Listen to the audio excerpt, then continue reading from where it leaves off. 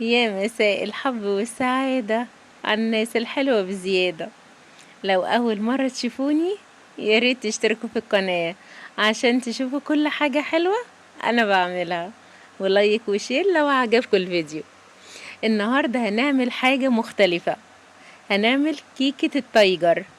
شكلها حلو خالص ولا ريحتها جنان، والطعم فوق الخيال. حاجة كده في منتهى الجمال والروعة، هتعجب الصغيرين والكبار، وكمان الناس اللي انتي بتحبيهم هيطلبوها منك على طول، لان شكلها حلو وطعمها احلى كمان. بألف هنا وصحتين. وبجد الكيكة دي معمولة بكل حب وسعادة، علشان كده طالعة حلوة خالص. وانا قربت منها الكاميرا عشان تشوفي شكلها عامل ازاي. شكلها رائع، هتعجبكم خالص. تعالوا نشوف هنعمل الحاجات الحلوة دي ازاي. طبق غويط هنحط فيه 4 بيضات وكوباية سكر كاملة، وبعدين هنحط نص معلقة ملح ومعلقة كبيرة من الفانيليا. كل المكونات دي كلها هنضربها بالمضرب الكهربائي. حتى لو ما عندكيش المضرب الكهربائي انتي ممكن تستعملي الخلاط المتوفر عندك، اعملي بيه. وبعدين نضيف كوباية لبن، بتفضل انها تكون دافية، ولا هي سخنة قوي ولا هي باردة، دافية كده بدمع العين. وهنضرب برضو ضربتين كده، وبعدين نحط كوباية الا ربع زيت على سمنة، او زيت على زبدة براحتك المتوفر. وهنحط معلقة من الخل، وهنضرب كل الحاجات دي بالمضرب الكهربائي لغاية ما تبقى ايه، خلاص تظهر الفقاقيع دي. ده كده يبقى جاهز وحلو خالص. هنركنه على جنب ونروح نجهز المكونات الجافة. 2.5 كوباية من الدقيق هننخلهم كويس جدا، وبعد ما ننخلهم هنضيف عليها معلقة كاملة من البيكنج باودر او الكيك شيف المتوفر عندك، و3 معالق كبار من النشا.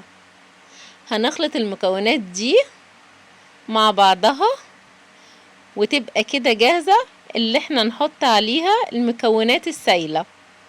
هنسمي الله وهنحطها حبة بحبة كده، مع اللي احنا نقلب بالمضرب طبعا اليدوي.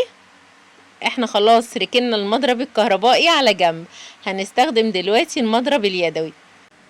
ونخلط المكونات الجافة مع المكونات السايلة لغاية ما يمتزج الخليط كله مع بعضه، ويبقى كده جاهز اللي احنا نعمل احلى كيكة في الدنيا. بس كده دلوقتي هنقسم الخليط كله. هنجيب الطبق اللي احنا كنا عاملين فيه المواد السايلة، هنحط فيه تلت الكمية بس، مش نصه، لا انا عايزة تلت الكمية بس. التلتين يبقى باللون الابيض، والتلت هحط عليه معلقتين من الكاكاو الخام. وبرضو بالمضرب اليدوي هنقعد يعني نحاول الخليط كله يتجانس مع بعضه. ولو لقيتيه ناشف زي دلوقتي هتعملي ايه، هتحطي له معلقتين من اللبن. وفي اتجاه واحد هنخلط الخليط كله، وكده يبقى جاهز اللي احنا نبتدي في عمايل الكيكة. وهنشكل الكيكة التايجر بطريقة بسيطة خالص. انت عارفة الازازة بتاعة الحاجة الساقعة، الجزء اللي هو اللي تحت خالص ده بالسكينة هتقطعيه، علشان انا عايزة الشكل اللي انت شايفاه حضرتك قدامك ده. هنجيب صينية طبعا ندهنها ونحط فيها ورق زبدة، وهنحط القطع البلاستيك بتاعة الحاجة الساقعة اللي انا قطعتها دي. وبس كده هتحطي بقى وتشكلي براحتك شوية من الخليط البني اللي هو بتاع الشوكولاتة، وشوية من الخليط الابيض. شوية من ده وشوية من ده، بحيث ان يطلع معاكي شكل حلو خالص، شكل التايجر. وهيتعمل معاكي بطريقة بسيطة جدا، ومش هتتعبي نفسك في حاجة. هي مجرد اللي انت تقطعي الجزء البلاستيك اللي هو اللي تحت بتاع ازازة الحاجة الساقعة وبس، تحطيه في النص، وتقعدي بقى تحطي بقى شوية الخليط الابيض على شوية الخليط الشوكولات اللي هو بتاع الكاكاو الخام، وهكذا وهكذا لغاية ما يكون معاكي الشكل اللي انت شايفاه ده. وفي الاخر خالص الجزء بتاع البلاستيك ده هتشيليه بكل سهولة بشوكة بمعلقة، بس كده، وهتخلطيه مع بعضه كده بشكل متناسق، مش هيأثر على الشكل صدقيني. بس هي جاهزة دلوقتي انها تتحط في الفرن في الرف الوسطاني على درجة حرارة 180 لمدة تلت ساعة. وممكن اللي انتي تجربيها بخلة بتاعت الشيش طاووق عشان تختبريها لغاية ما تطلع مستوية معاكي على الاخر. وما شاء الله اما خرجت في الفرن بقت حلوة خالص، حاجة ايه في منتهى الجمال. الريحة لا لا لا لا لا، ده حاجة خطيرة هتوديكي في حتة تانية، هتنسيكي الدنيا كلها. بس طبعا مش هينسيكي حبايبك وولادك، لا، ده دول عمرك ما هتنسيهم.